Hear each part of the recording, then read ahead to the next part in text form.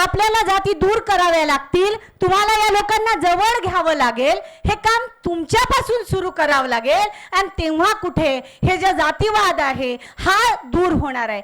आपल्या महापुरुषांनी आपल्यासाठी काम केलं, ज्यामुळे आज आपण नाही का स्वाभिमानाची पोळी खातो आहे. अभिनंदन करतो. माझी खात्री आहे की डॉक्टर बाबासाहेब आंबेडकर तुमचा उद्धार केल्याशिवाय राहणार नाही.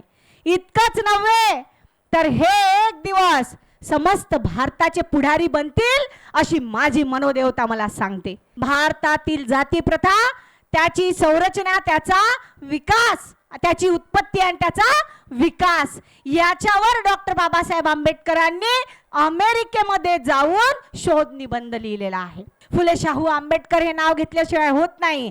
एवढं काम कांशीराम साहेबांनी सुद्धा त्यांचं घेतलेलं आहे, केलेलं आहे त्यांचं काम. तेव्हाच आज फुले शाहू आंबेडकर सगळ्याकडे कान्या कोपऱ्यामध्ये भारताच्या हे झालेलं आहे. सगळं करायचं आहे. आपल्या मुलाबाळांना शिक्षण मिळालं पाहिजे, त्यांना चांगल्या नोकऱ्या मिळायला पाहिजे, ते विदेशामध्ये गेले पाहिजे, मोठे उच्च शिक्षित झाले पाहिजे. परंतु यासाठी काम करायचं म्हटलं की काम करायचं नाही.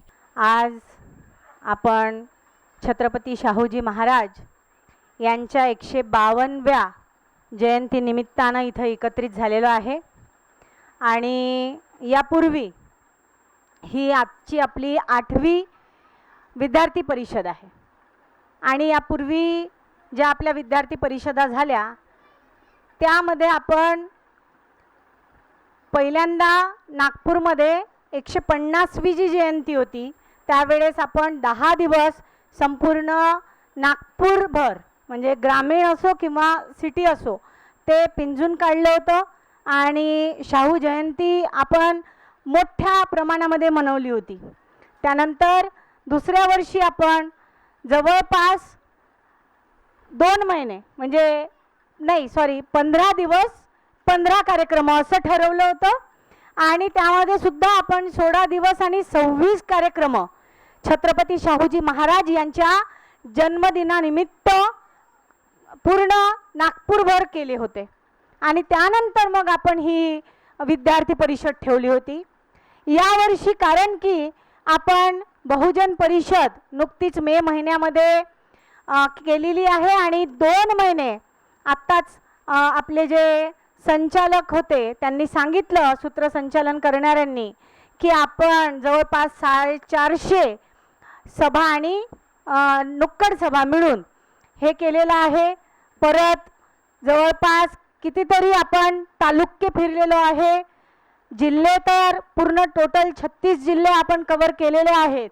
आणि त्याचमुळे या शाहू जयंतीला आपण स्पेशल विद्यार्थ्यांवर फोकस केला आणि विद्यार्थ्यांनी आपलं मनोगत महापुरुषांच्या लाईनवर द्यावं असं ठरवून आपण ही आजची जी विद्यार्थी परिषद आहे ही घेतो आहे. तर हे आपल्याला आपणच जर दूर केलं तर हे दूर होईल का? हा प्रॉब्लेम कोणाचा आहे? जातीयवादाचा प्रॉब्लेम हा कोणाबरोबर चालू आहे आणि कोण करत आहे? तर हा प्रॉब्लेम आपण पाहतो की काही लोक आपल्या सोबत तसे वागतात, काही लोक आपल्या बरोबर तसे करतात आणि त्यामुळे आपण त्याचे विक्टिम आहोत. पण आपणच या प्रॉब्लेमला कसं ठीक करणार आहे? म्हणून शाहू महाराज तिथे बाकीच्या लोकांना हा संदेश देत आहे. बाकीच्या जातीच्या वरच्या जातीच्या लोकांना सुद्धा हा संदेश देत आहेत की आपल्याला हे सगळं करावं लागेल, आपल्याला जाती दूर कराव्या लागतील, तुम्हाला या लोकांना जवळ घ्यावं लागेल, हे काम तुमच्यापासून सुरू करावं लागेल आणि तेव्हा कुठे हे जे जातीवाद आहे हा दूर होणार आहे, हे नष्ट होणार आहे. हे शाहू महाराज त्यांना सांगत आहेत. कोणाला सांगत आहेत? तर ज्यांना कानच नाहीत त्यांना सांगत आहेत. कदाचित त्यांची कानं असती तर इतके वर्ष झाले शाहू महाराज आज निघून गेलेले आहेत. शाहू महाराज आपल्यात नाहीत. यानंतर अनेक महापुरुष आपल्याला सोडून गेलेले आहेत. परंतु आजही जातीवादी तसेच वागत आहे. आजही एक छोटंसं बाळ 2 महिन्याचं, त्याची आई आणि त्याचे वडील एका देवळाच्या समोरून चालले आणि चला त्या देवळाच्या दर्शनाला पाहूत कसा देव आहे. तिथे चालले, त्याला रोखण्यात आलं आणि त्याच्या आईला दूर ढकलण्यात आलं. ते बाळ खाली पडलं आणि पुजाऱ्यांनी सरळ त्या बाळाच्या पोटावर पाय दिला. ही आता 26ची घटना आहे.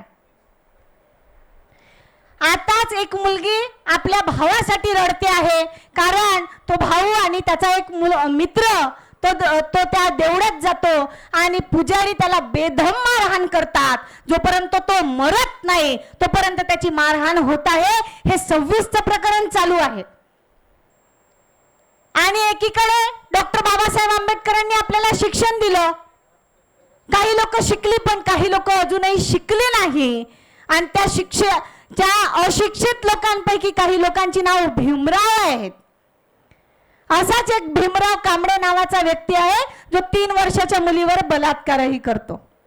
परंतु व्यवस्था अशी आहे की बाकी ठिकाणी जिथेही अन्याय होतो त्या अन्यायाच्या ठिकाणी ते केस चालत राहते, त्याच्यावर न्याय मिळत नाही. पण अशा ठिकाणी मात्र न्यायही मिळतो आणि अशा व्यक्तीबरोबर योग्य तो व्यवहारही केला जातो, त्याला मारण्यात येते, त्याचा एन्काउंटरही केला जातो.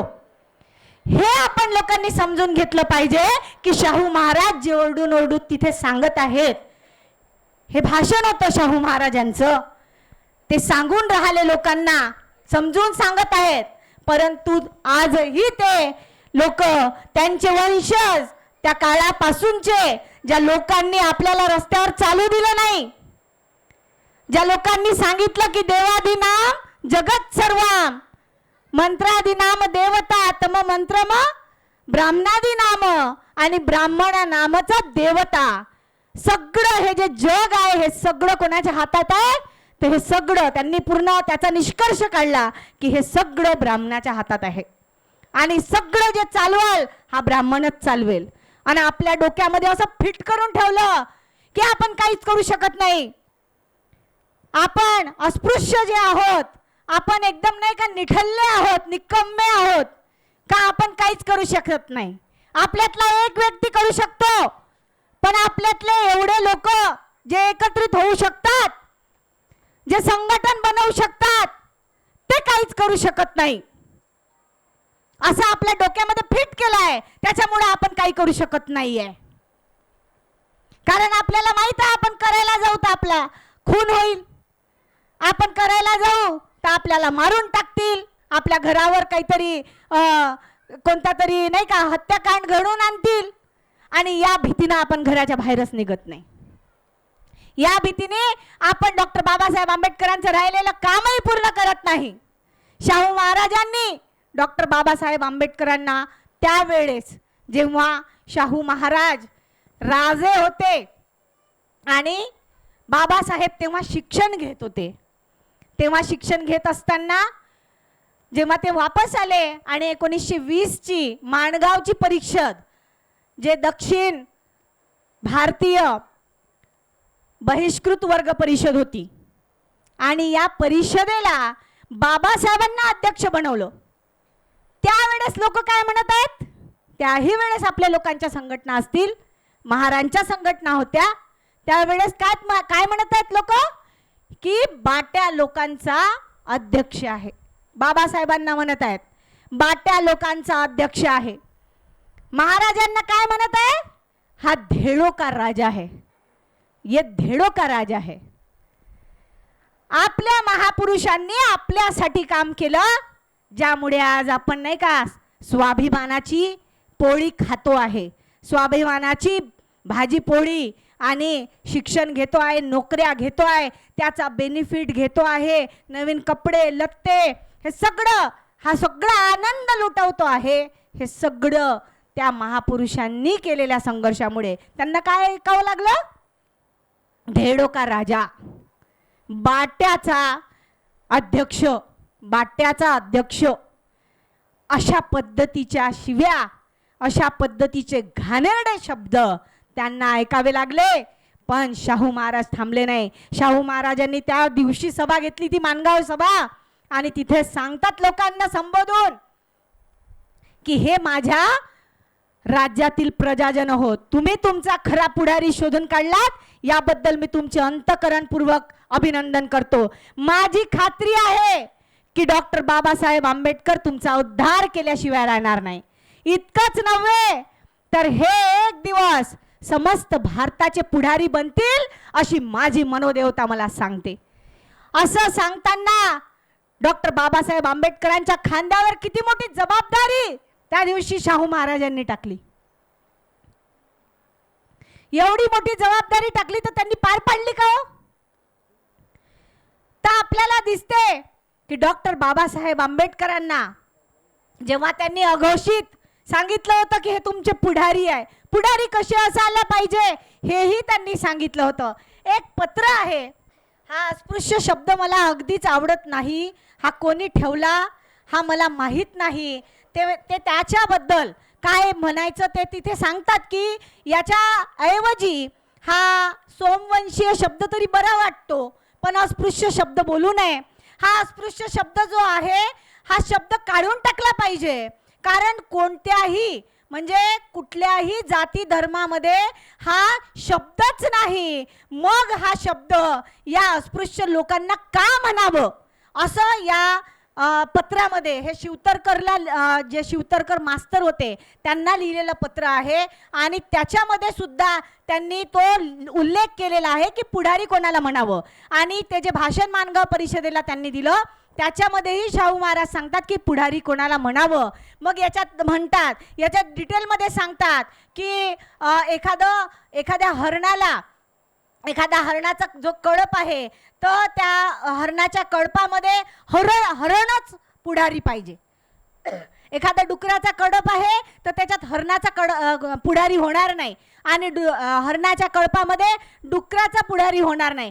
त्या भाषणामध्ये तर बाबासाहेब म्हणतात की 4 पायाचा जो आहे त्याच्यामध्ये 4 पायाचाच पुढारी पाहिजे, म्हणजे 2 पक्षी जे आहेत 2 पायाचे ते पुढारी होणार नाही. पण याच्यामध्ये अजून डिटेल सांगितलं की 4 पायाचे जरी असले तरी डुक्कर असलं तर याचा होणार नाही, हे असलं तर त्याचा होणार नाही, असं डिटेलमध्ये त्यांनी तिथे सांगितलेलं आहे. आणि मग डिटेलमध्ये सांगतात की जर गाय म्हैस हे जे पाळीव जे प्राणी आहेत ह्या पाळीव प्राण्यातला जो काही यांचा पुढारी असतो तो म्हणजे कोण असतो, धनगर असतो, आणि म्हणून त्यांना कसाबखान्यात जावं लागतं. अशी ही जी डिटेल मांडणी आहे शाहू महाराजांनी अस्पृश्यतेबद्दल या पत्रामध्ये. हे ओरिजिनल पत्र होतं म्हणून म्हटलं ते म्हणजे दाखवून द्यावं. शाहू महाराजांच्या त्या पॅलेसमध्ये हे लागलेलं होतं. शाहू महाराजांनी डॉक्टर बाबासाहेब आंबेडकरांवर जी जबाबदारी टाकली बाबासाहेबांनी ती पार पाडली का? तर आपण त्यांचं जर पाहू डॉक्टर बाबासाहेब आंबेडकरांची तीव्रता किती होती तर ती तीव्रता काही शाहू महाराजांना दिसली नसेल का? तर ती निश्चितपणे दिसली असेल. कारण जेव्हा डॉक्टर बाबासाहेब आंबेडकर विलायतेला शिकायला गेले होते तेव्हा तिथे होम रूल लीग म्हणून जे लाला लजपत राय आहे त्यांची होम रूल लीग एक मुवमेंट चालू होती आणि तेव्हा डॉक्टर बाबासाहेब आंबेडकरांना तिथे इन्व्हाइट केलं होतं. पण बाबासाहेब आंबेडकर म्हणतात की मी इथे शिक्षण घ्यायला आलेलो आहे. आता इथे स्टुडंट म्हणतील की नाही का की बरोबर आहे शिक्षण घेत होते बाबासाहेब, तर त्यांनी तिथे शिक्षणच घ्यायला गेले, दुसऱ्या ह्याच्यात ते पडले नाहीत. पण बाबासाहेब तेव्हा कशावर काम करत होते तर बाबासाहेब आंबेडकरांनी तेव्हा एक शोध निबंध लिहिला आणि त्याचं नाव होतं भारतातील जाती प्रथा, त्याची संरचना, त्याचा विकास, त्याची उत्पत्ती आणि त्याचा विकास. याच्यावर डॉक्टर बाबासाहेब आंबेडकरांनी अमेरिकेमध्ये जाऊन शोध निबंध लिहिलेला आहे. म्हणजे शिक्षण घेत आहेत परंतु कशाचं तर पहिले माझ्या समाजाला या सगळ्या या जातीयवादाच्या या घाणीतून मला दूर काढायचं आहे आणि त्यासाठी मला शिकावं लागल, योग्य मला शिक्षण घ्यावं लागल. आणि ते कसं घेईन मी, लोकांपुढे कसं मांडू ते, तर तो शोध निबंध त्यांनी लिहिला. तेव्हा त्यांचे जे प्राध्यापक होते ते म्हणतात की डॉक्टर आंबेडकर आपका काम बहुत बड़ा है. आणि त्याही वेळेस ते दिसते की डॉक्टर बाबासाहेब इकडे तिकडे भटकले नाही. त्यांची तीव्रता होती की मला हे काम करायचं आहे, मला हेच काम माझ्या लोकांसाठी करायचं आहे, त्यांना न्याय मिळवून द्यायचा आहे, त्यांना हक्क मिळवून द्यायचे आहे, त्यांना अधिकार मिळवून द्यायचे आहेत.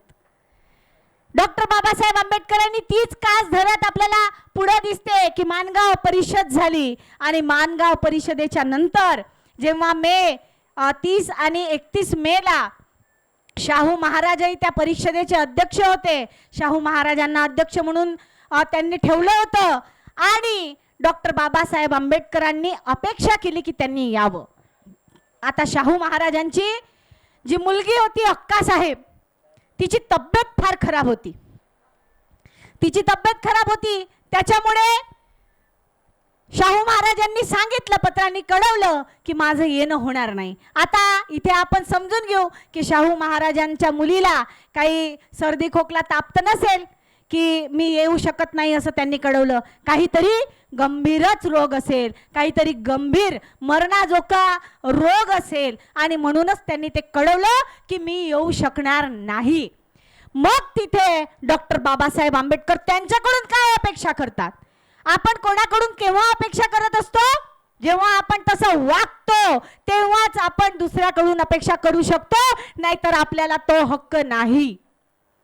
तेव्हा शाहू महाराजांकडून बाबासाहेब आंबेडकर काय अपेक्षा करतात? ते पत्र लिहितात आणि त्या पत्रात म्हणतात की नागपूरच्या परिषदेस हुजूरचे येणे झाले नाही तर आमचा सर्वनाश होणार, यात तीळ मात्र शंका नाही. आमचा ह्यू ढासळणार. ही आणीबाणीची वेळ आहे. या प्रसंगी जर आपला आधार व टेकू मिळाला नाही तर काय उपयोग? अक्कासाहेबांची तब्येत नादुरुस्त आहे, याबद्दल मला अतिशय वाईट वाटत आहे. त्यांना लवकरच आरोग्य प्राप्त हो अशी प्रार्थना आहे. या प्रसंगी त्यांची प्रकृती नादुरुस्त व्हावी म्हणजे आमचे कमनशीबच. घरी अपत्य आजारी असता आपल्यावर सभेस गळ घालणे हे कठोरपणाचे लक्षण आहे असे मला वाटते. पण काय करावे? अक्कासाहेबांप्रमाणे आम्ही लेकरं नव्हेत काय? आपल्याशिवाय आमचा कोणी वाली आहे काय? आणि आम्ही आज किती कालपर्यंत आजारी आहोत हे आपल्याला सांगायला नको. मला वाटते आमचा परामर्श यावेळी आपण घेतलाच पाहिजे, नाहीतर आपल्यावर बोल नाही तर रुसवा राहील. आणि म्हणून माझी सविनय प्रार्थना आहे की सर्व अन्य गोष्टींकडे कानाडोळा करून सभेचे अध्यक्षस्थान आपण मंडित करून या लढीवाळ अस्पृश्य लेखास वर येण्यास हातभार द्यावा. यावेळी जर त्याची उपेक्षा केली तर ते कायमचे खाली जातील, मग त्यांना वर काढणे अशक्य आहे. डॉक्टर बाबासाहेब आंबेडकरांनी ज्या वेळेस हे बोलत आहेत त्याच वेळेस जेव्हा ते विलायतेला होते, जेव्हा 1920 ला त्यांनी ते जे पत्र लिहिलेलं आहे आई रमाईला, 1930 ला ते पत्र लिहिलेलं आहे. पण ही जी परिषद झाली, या परिषदेला डॉक्टर बाबासाहेब आंबेडकरांनी अपेक्षा केली की तुमची मुलगी मरते तर मरू द्या. हे शब्द बोलायला, ऐकायला आणि सर्वात जास्त पचायला फार कठीण आहेत, फारच कठीण आहेत. म्हणजे जर माझ्यावर येईन तर मी काय करेल मला माहित नाही. परंतु डॉक्टर बाबासाहेब आंबेडकरांनी तसं केलं नाही का? डॉक्टर बाबासाहेब आंबेडकरांनी फक्त शाहू महाराजांकडून अपेक्षा केली नाही, तर त्यांची एक एक मुलं मेली तरी डॉक्टर बाबासाहेब आंबेडकर येऊ शकले नाही. आई रमाईची तब्येत अतिशय खालावली होती. आई रमाई त्या काळामध्ये एकट्या होत्या, त्यांची काळजी घ्यायला कुणी नव्हतं. त्यांचे सासरे गेले, त्यांचे जे भासरे होते ते दारू प्यायचे, बडीराम, आणि एक जे आनंद म्हणून भाऊ होते त्यांची सुद्धा तब्येत खराब होती, त्याच्यामुळे ते सुद्धा गावी गेलेले होते. त्यांची जी पत्नी होती लक्ष्मी ती पण गरोदर होती, आई रमाई सुद्धा गरोदर होत्या.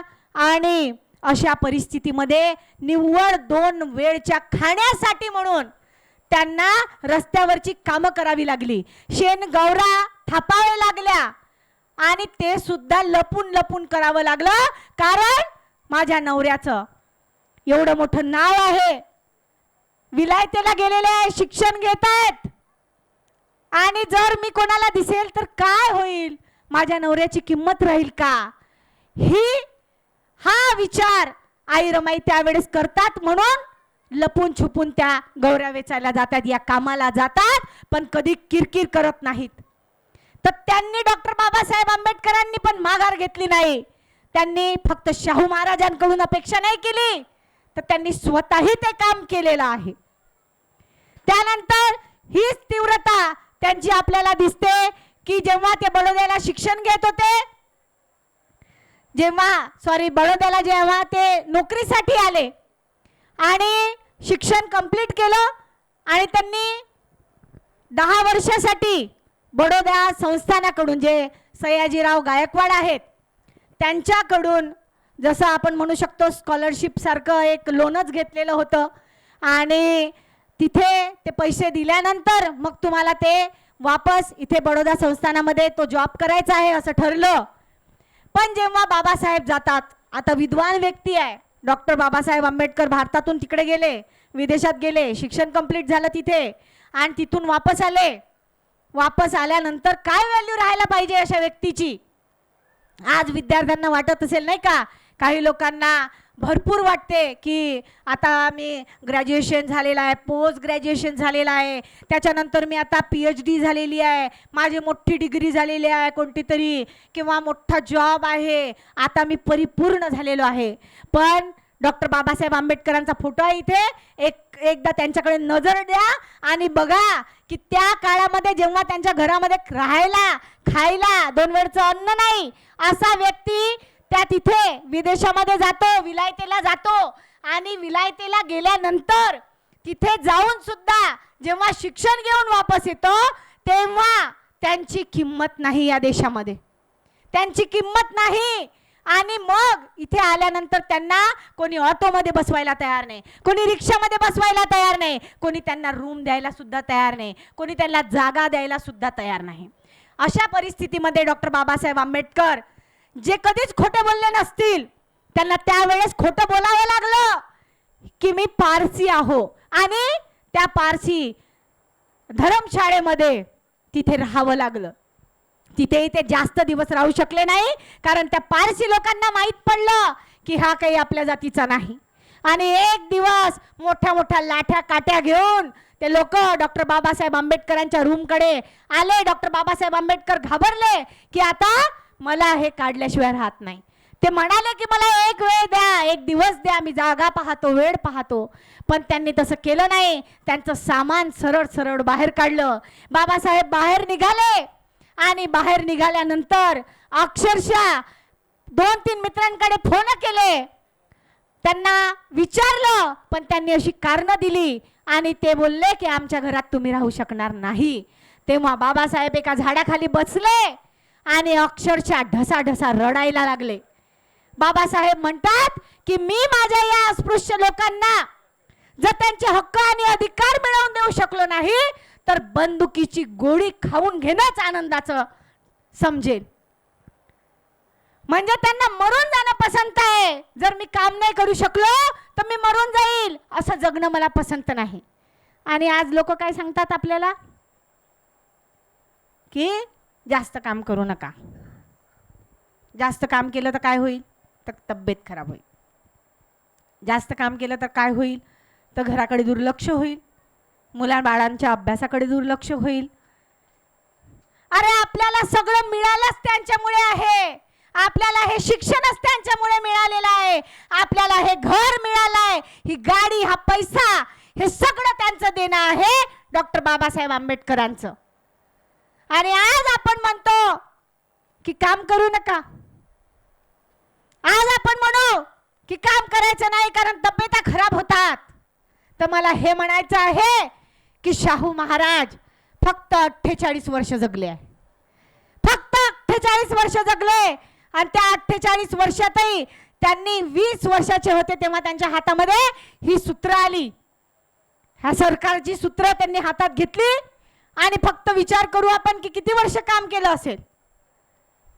फक्त जवळपास 20 वर्ष, 30 जवळपास 30 वर्ष काम केलेलं आहे यासाठी, लोकांसाठी. आणि केवढं काम केलेलं आहे की आज भारत देशामध्ये त्यांचं नाव घेतल्याशिवाय होत नाही. फुले शाहू आंबेडकर हे नाव घेतल्याशिवाय होत नाही. एवढं काम कांशीराम साहेबांनी सुद्धा त्यांचं घेतलेलं आहे, केलेलं आहे त्यांचं काम.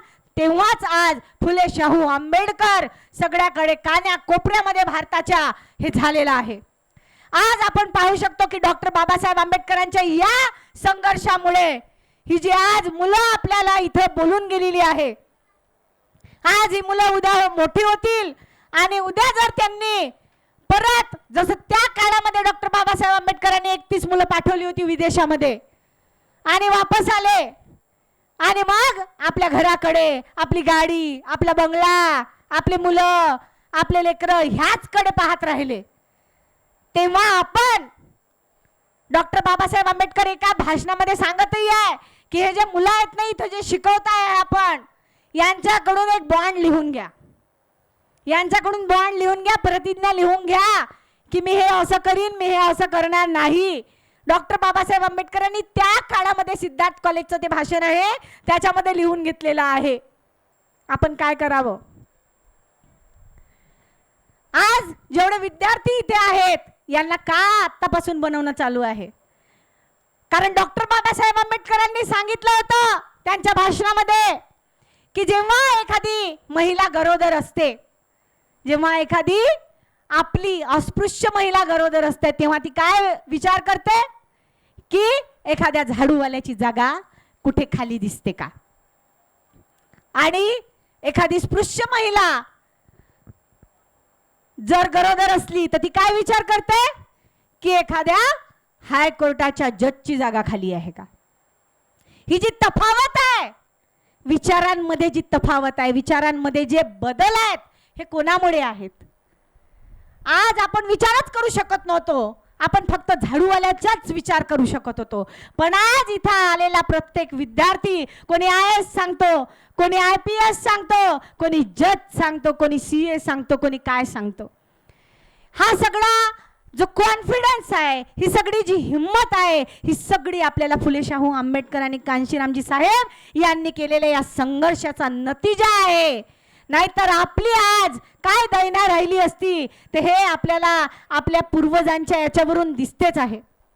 डॉक्टर बाबासाहेब आंबेडकरांनी जे त्यांचं तीव्र लक्ष जे ठेवलेलं आहे की आपल्या लोकांना मिळवून द्यायचा आहे हक्क आणि अधिकार, तर ते त्याही काळात तसंच ठेवलं. आणि त्याच्यानंतर मग आपल्याला दिसते की त्यांनी जेव्हा आई रमाईला पत्र लिहिलं, त्या रमाईच्या पत्रामध्ये सुद्धा, म्हणजे पत्र आहे नवरा बायकोचं, नवरा लिहत आहे बायकोला पत्र एवढ्या दुरून 7 समुंदर पार, परंतु गोष्टी कोणत्या करत आहेत तर चळवळीच्याच गोष्टी करत आहेत, दुसऱ्या कुठल्याच गोष्टी नाही.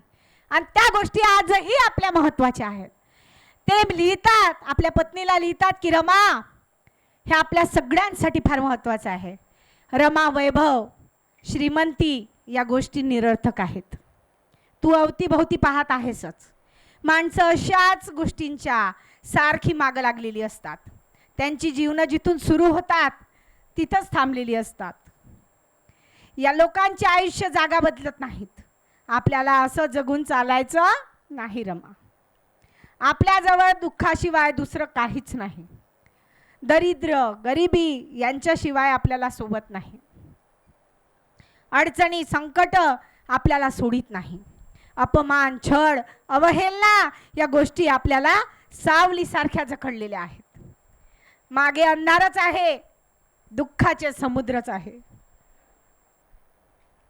आपला सूर्योदय आपणच झालं पाहिजे ना मा.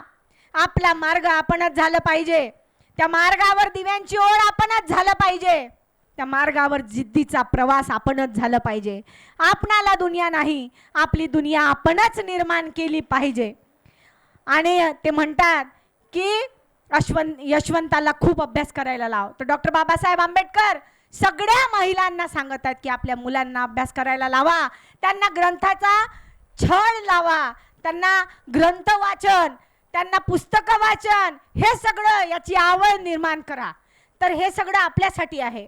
त्याच्यानंतर डॉक्टर बाबासाहेब आंबेडकर इथेही त्यांची जे तीव्र इच्छा आहे ती बोलून दाखवतात आणि त्यामध्ये म्हणतात, माणसाच्या धार्मिक गुलामगिरीचा आणि आर्थिक सामाजिक उच्च नीचतेचा आणि मानसिक गुलामगिरीचा पत्ता मला शोधायचा आहे. माणसाच्या जीवनात या गोष्टी ठाण मांडून बसलेल्या आहेत. त्यांना पार जाळून किंवा पुरून टाकता आलं पाहिजे. समाजाच्या स्मरणातून आणि संस्कारातूनही या गोष्टी नाहीशा झाल्या पाहिजे. या गोष्टी नाहीशा करण्याचा आणि समाजात समता, बंधुत्व, स्वातंत्र्य आणि सामाजिक न्याय या गोष्टी निर्माण करण्याचा ध्यास मला लागला आहे. या ध्यासात मी स्वतःला जाळून घेतो आहे. हे सर्व सापडणार नसेल, हे सर्व जमणार नसेल तर माझा जगून उपयोग काय? मला इतरांसारखं नाही जगायचं, इतरांना सन्मानाने जगता यावं. यासाठी मला जगता नाही आलं तर मी स्वतःला नष्ट करून घेणंच मला अधिक आनंदाचं वाटेल. डॉक्टर बाबासाहेब आंबेडकर इथे स्वतःला सांगत आहेत की मी इथे नष्ट झालो तरी चालेल. जर हे करता करता नष्ट होत असेल तर चालेल, पण हे काम केल्याशिवाय जर नष्ट झालो तर काही अर्थ नाही. आणि म्हणून मला काम करायचं आहे. हे काम मला माझ्या लोकांसाठी करायचं आहे. बाबासाहेब वारंवार सांगत आहेत, प्रत्येक वेळेस सांगत आहेत.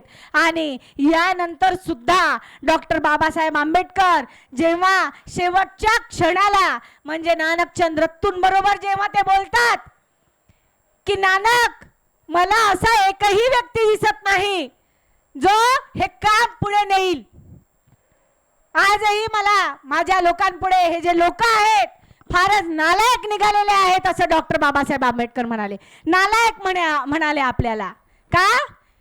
कारण नालायक आहोत आपण. मी स्वतः नालायक आहे का? कारण मला आजही माझं घर प्यारं आहे. आजही मला माझ्या बाकीच्या गोष्टीमध्ये गुंतलेले आहे. आजही त्या सगळ्या गोष्टी आवडतात, म्हणून मी नालायक आहे. तर डॉक्टर बाबासाहेब आंबेडकरांनी काही खोटं म्हटलं नाही, खरं म्हटलेलं आहे. डॉक्टर बाबासाहेब आंबेडकर म्हणतात की हे लोक माझ्या कल्पना शक्तीच्या पलीकडे गेलेले आहेत, फारच नालायक निघालेले आहेत. तर आज आपल्याला आपले जे मुलं आहेत, आपल्या या मुलांना सुद्धा सिद्ध करण्याची गरज आहे की आम्ही नालायक नाही, आम्ही काम करणार आहोत. आणि हे काम मग एका महिन्यातून एकदा आलं की मग डोक्यावर आठ्या येतात, मग टेन्शन वाढते. आत्ताच तर कार्यक्रम झाला, आत्ताच तर झाला, मग टेन्शन वाढते नाही का? काम करायचं आहे. बाबासाहेब तिथे बसले पाहिजे, कुठे? संसदेत नाही का? बाबासाहेबांचा विचार गेला पाहिजे, संविधान चाललं पाहिजे, कुठे? संसदेत चाललं पाहिजे, आपले विचार गेले पाहिजे, उपवर्गीकरण थांबलं पाहिजे, सगळं झालं पाहिजे, पण काम नाही करायचं आहे. सगळं करायचं आहे. आपल्या मुलाबाळांना शिक्षण मिळालं पाहिजे, त्यांना चांगल्या नोकऱ्या मिळायला पाहिजे, ते विदेशामध्ये गेले पाहिजे, मोठे उच्च शिक्षित झाले पाहिजे. परंतु यासाठी काम करायचं म्हटलं की काम करायचं नाही, पैसा द्यायचा म्हटलं की पैसा द्यायचा नाही. मग कसं होणार? आज जे लोक आज जे सत्तेवर बसले आहेत ते असेच बसलेले नाहीत. त्यांनी मेहनत केलेली आहे, त्यांनी कामं केलेली आहेत आणि इतक्या वर्षाच्या संघर्षानंतर आज त्यांना हा सत्ता जो आहे हे चाखायला मिळत आहे. आणि आपल्याला वाटते सगळं आपल्याला आयतं मिळणार आहे. तर एक शेर आहे त्याच गाण्यातला आहे जे आता आपण थोड्या वेळ पूर्व म्हटलं. ते काय म्हणतात? अरे आहो से पत्थर बदलेगा इस धोखे में मत रहना, अरे आहो से पत्थर बदलेगा इस धोखे में मत रहना, और तुम्हें कहीं इंसाफ मिलेगा इस धोखे में मत रहना. ये भारत के जर्रे जर्रे में तुम्हारा भी हिस्सा है, कि इस भारत के जर्रे जर्रे में तुम्हारा भी हिस्सा है, मगर बुला बुला के कोई देगा इस धोखे में मत रहना, इस धोखे में मत रहना. तर आज आपल्या सगळ्यांना छत्रपती शाहूजी महाराजांनी परत एकदा आठवण करून दिलेली आहे की ज्यांना सांगितलं होतं त्यांनी तर काम केलं नाही. ही सुधारणा आपल्यालाच करावं लागेल, आपल्यामध्येच करावं लागेल, आपल्या लोकांनाच जाऊन सांगावं लागेल, आपल्या लोकांनाच जागृत करावं लागेल. आणि याचसाठी कंटिन्यू आपल्याला हे कार्यक्रम घेत राहायचे आहे. आपण हे घेत राहूया. बराच वेळ झालेला आहे. यानंतर सर बोलणार आहेत. तर मी इथेच थांबते. सर्वांना परत एकदा छत्रपती शाहूजी महाराज यांच्या जयंतीच्या खूप खूप हार्दिक शुभेच्छा देऊन इथेच थांबते. सर्वांना जय भीम, जय भारत.